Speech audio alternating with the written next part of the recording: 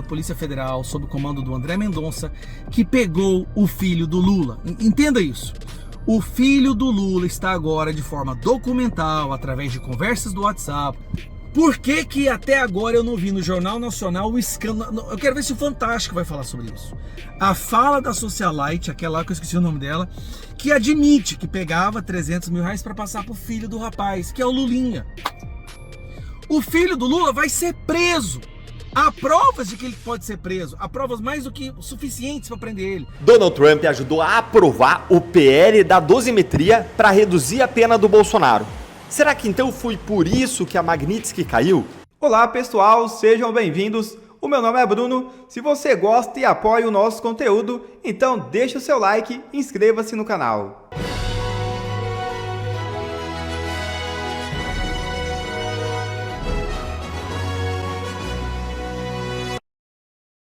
Urgente. Saiu o resultado da perícia de Bolsonaro e é um tapa na cara do sistema. É isso mesmo. A avaliação médica realizada pelo Instituto Nacional de Criminalística da Polícia Federal concluiu que o ex-presidente Jair Bolsonaro é portador de hérnia inguinal bilateral e necessita de intervenção cirúrgica para a correção do problema. Abre aspas. Diante do exposto, essa junta médica pericial conclui que o periciado Jair Messias Bolsonaro é portador de hérnia inguinal bilateral que necessita reparo cirúrgico em caráter eletivo. Fecha aspas. Registro do parecer técnico encaminhado às autoridades. De acordo com os peritos, houve uma piora progressiva no quadro clínico, possivelmente relacionada ao aumento da pressão intraabdominal, provocado por episódios recorrentes de soluços e por tosse crônica. O documento detalha a evolução do diagnóstico ao longo do tempo, destacando que exames anteriores não identificavam alterações significativas na parede abdominal. Um tapa na cara de Alexandre de Moraes. O resultado da avaliação já foi encaminhado ao ministro responsável pela execução penal do ex-presidente.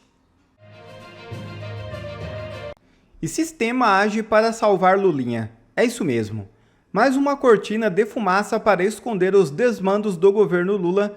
A mando do ministro Flávio Dino, a Polícia Federal deflagrou a Operação Galho Fraco, mirando deputados aliados de Bolsonaro. Sóstenes Cavalcante e Carlos Jordi, por suspeita de desvio de cotas parlamentares em esquema com locadora de veículos. Enquanto isso, documentos da PF revelam que o lobista careca do INSS transferiu 1,5 milhão para a amiga próxima de Lulinha, filho do presidente Lula. Vocês entenderam realmente o que aconteceu hoje? Porque senão, me dá alguns minutos que eu vou te explicar a gravidade da situação no Brasil. Ontem, nós tivemos uma operação policial da Polícia Federal, sob o comando do André Mendonça, que pegou o filho do Lula. Entenda isso. O filho do Lula está agora de forma documental, através de conversas do WhatsApp, com aquela amiga da esposa dele, a socialite, que basicamente admite que estava recebendo os 300 mil reais de mesada do careca e repassando para o Lulinha. A Polícia Federal, com o André Mendonça, conseguiu pegar o senador do Lula, o vice-líder, o Everton Rocha, que é um dos operadores políticos do roubo dos velhinhos do INSS. Esse é o maior escândalo até agora, numa sequência de escândalos que não param de crescer. Então, ontem tem uma operação, tem documentos, foi tirado o sigilo, todo mundo agora sabe que o filho do Lula contribuiu e ajudou e operou junto com o roubo dos velhinhos, o filho do Lula.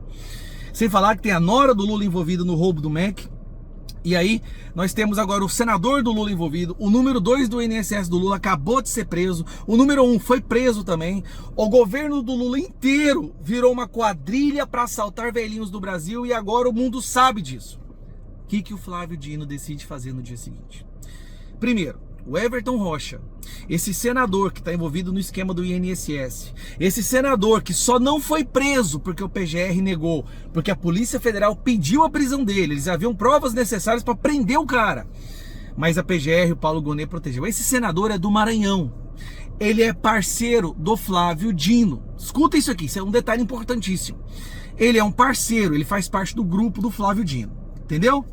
No dia seguinte à operação, que escancara que o governo está assaltando os velhinhos, o Flávio Dino decide fazer busca e apreensão na casa do Jordi e do líder do PL, o Sóstenes. Por quê? Porque eles estão envolvidos no esquema de roubo bilionário dos velhinhos? Não. De acordo com o relatório fabricado pela turma do Flávio Dino. Eles estavam desviando dinheiro da cota parlamentar do aluguel de um carro de R$4.000. R$4.000. Acharam na casa do Sócrates R$400.000. Vamos explicar rapidamente. O Sócrates disse, e ele vai apresentar à prova o contrato de compra e venda, ele vendeu um imóvel alguns dias atrás e o comprador quis pagar com dinheiro. Ele tem toda a documentação, inclusive está na declaração do imposto de renda. Toda a documentação ele vai apresentar. Movimentação do assessor dele. O assessor dele não tem apenas a renda como assessor. O assessor dele tem uma distribuidora de bebidas e algum outro negócio, que é um comércio. E no comércio se movimenta muito, mas o lucro é baixo. Então eles pegaram a movimentação de vários CPFs e CNPJs dessa pessoa para jogar um número alto para dar essa impressão da narrativa de que tem alguma coisa errada acontecendo. O contrato do aluguel do carro, o período total do contrato é R$196.000. Como que ele pode ter desviado 400 mil num contrato de R$196.000? Entenda-se de uma vez, o que está acontecendo é um cabo de guerra. É o Flávio Dino mandando um recado para o André Mendonça, que é o seguinte: se você continuar fazendo busca e apreensão e mostrando para o Brasil os crimes dos meus amigos, eu vou inventar crimes contra os seus. E você sabe, André Mendonça, eu não tenho escrúpulos, não é não? É assim que eles são. Olha como eles condenaram o Felipe Martins, o Bolsonaro e várias outras pessoas do 8 de janeiro. Eles estão ali no domínio daquela turma, onde está lá Flávio Dino, Alexandre de Moraes, Zanin e Carmen Lúcia. Então aquela turma é conhecida como pelotão de fuzilamento. Qualquer inquérito que é aberto ali, ele não está preocupado em procurar evidências, ele está preocupado em destruir reputações. Flávio Dino está fazendo um cabo de guerra com o André Mendonça. André Mendonça, se você continuar investigando e prendendo esse pessoal aí do governo e mostrando para o Brasil que essa quadrilha roubou os velhinhos, eu vou ser obrigado a inventar crimes contra os seus amigos, contra o povo de direita, e nós vamos ver quem é que vai vencer.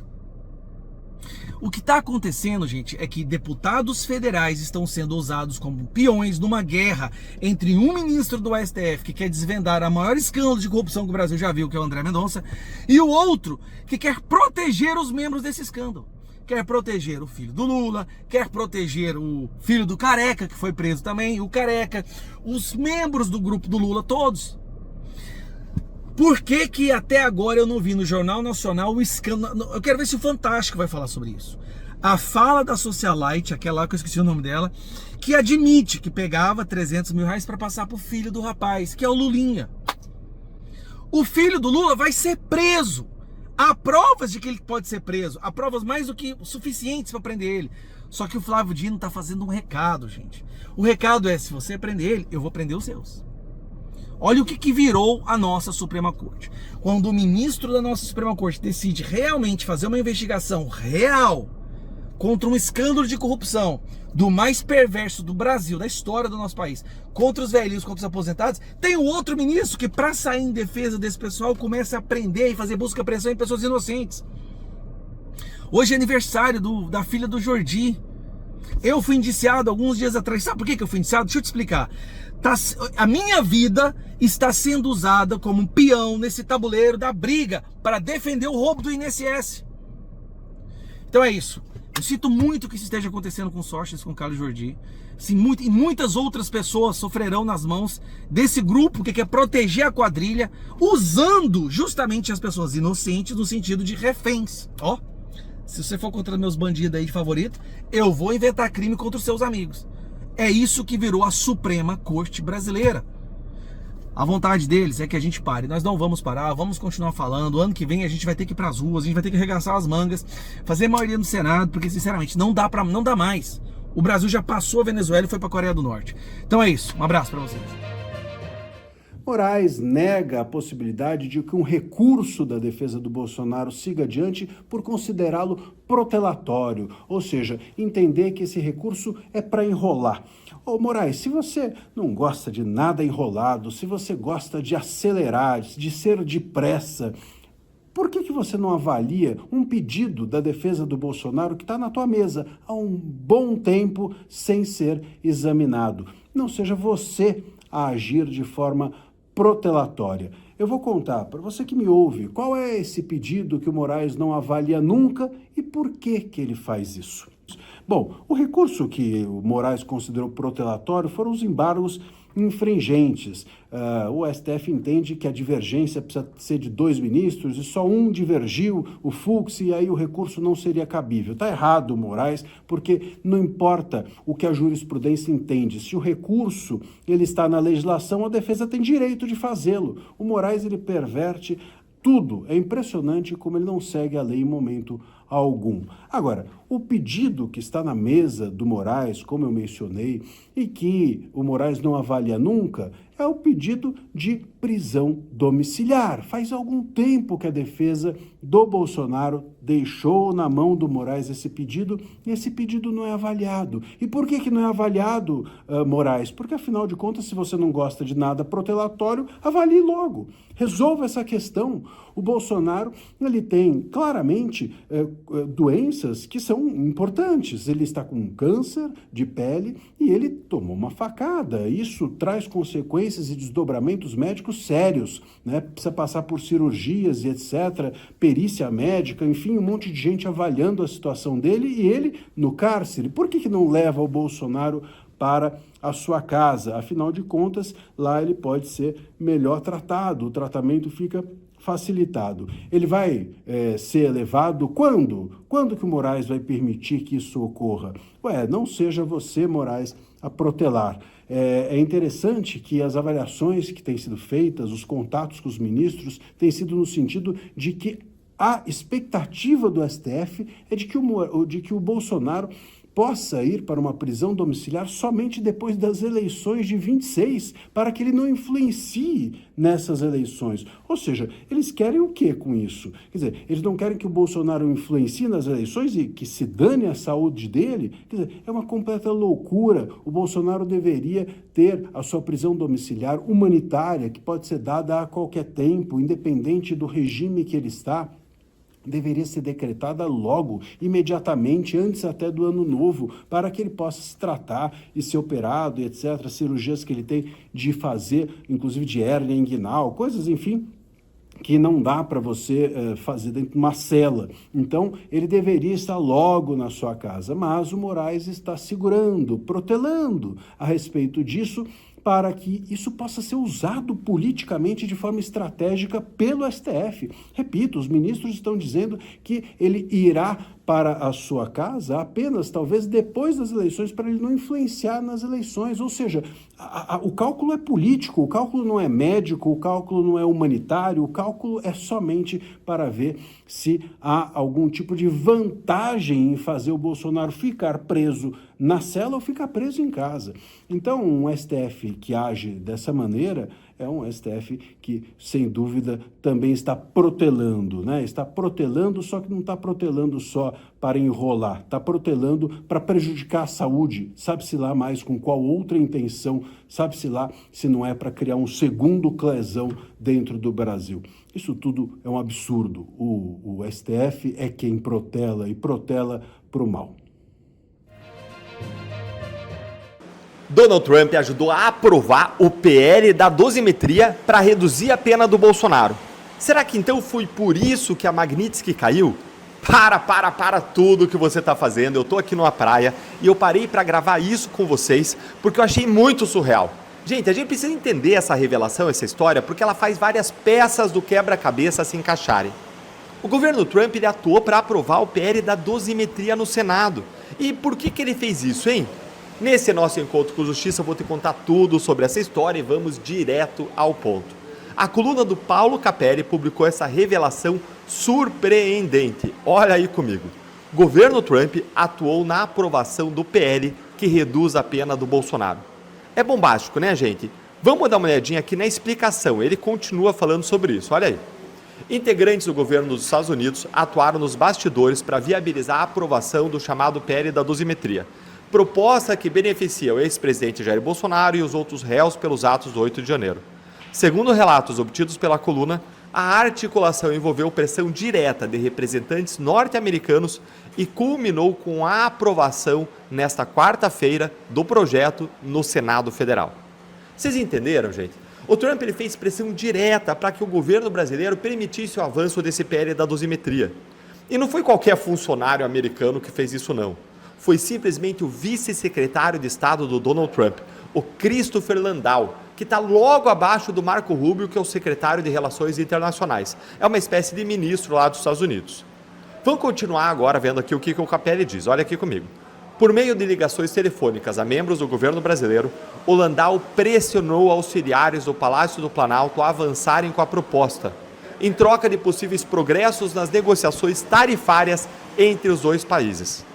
Então vejam, o que a matéria está dizendo é que o governo Trump ele foi um dos principais responsáveis pela aprovação da dosimetria, oferecendo ao Lula, em troca, avançar nas negociações sobre o tarifaço. O Capelli diz que as autoridades americanas chegaram a parabenizar o governo brasileiro. Olha aqui, ó. De acordo com as informações, após a aprovação da matéria, um integrante da gestão de Trump telefonou para uma liderança do governo brasileiro, parabenizou o resultado e afirmou que a medida representava um passo na direção certa. Olha, isso aqui, gente, casa com muita coisa. Eu vou te mostrar duas coisas que parecem confirmar isso. Enquanto eu te conto, vai sentando o dedo aí no like, vai se inscrevendo no canal, ativa o sininho aí e vamos lá. Ó. Uma notícia é de que no Senado, os parlamentares do governo eles fizeram um acordo para votar o PL da dosimetria. Olha lá comigo aqui, ó. Acordo do Senado para a dosimetria envolveu 20 bilhões do orçamento. Então os parlamentares do governo eles fizeram um acordo para votar esse PL da dosimetria e teve até senador que denunciou publicamente esse acordo, que foi liderado pelo próprio Jacques Wagner do PT. Em troca, nós sabíamos que o PT ele tinha conseguido a votação do projeto do governo de elevação dos impostos. O governo está com a corda no pescoço e queria aumentar a carga tributária, aumentar a arrecadação, inclusive com taxas sobre as bets. E aí a segunda coisa que fecha com esse apoio do Trump é o fato de que o STF ele não vai derrubar a dosimetria. Essa era a minha aposta que eu contei para vocês ontem aqui no canal, mas agora saiu na imprensa de forma clara. Olha aí, ó. STF não deve rever dosimetria que foi aprovada no Congresso. E o que o STF ganha com isso, hein? Recentemente a gente viu que a Magnitsky caiu e estava muito nebulosa essa história. O governo americano ele tinha justificado a derrubada da sanção justamente com o avanço do PL da dosimetria, mas não estava claro se era realmente por isso, até porque ainda faltava passar no Senado. E agora parece que as peças se encaixaram. Parece que o governo americano ele tirou a Magnitsky no contexto do avanço desse projeto como um sinal para ver de fato, para acontecer na realidade, a redução das penas do Bolsonaro. Embora a matéria ali do Capelli fala que envolveria a questão do tarifaço, o que teve de concreto é a queda da Magnitsky. Não tem como a gente não juntar esses dois pontos. Claro que a gente não descarta aí outros interesses, outras negociações, inclusive por parte do governo Trump, benefícios, Venezuela, terras raras, mas está tudo ficando mais claro.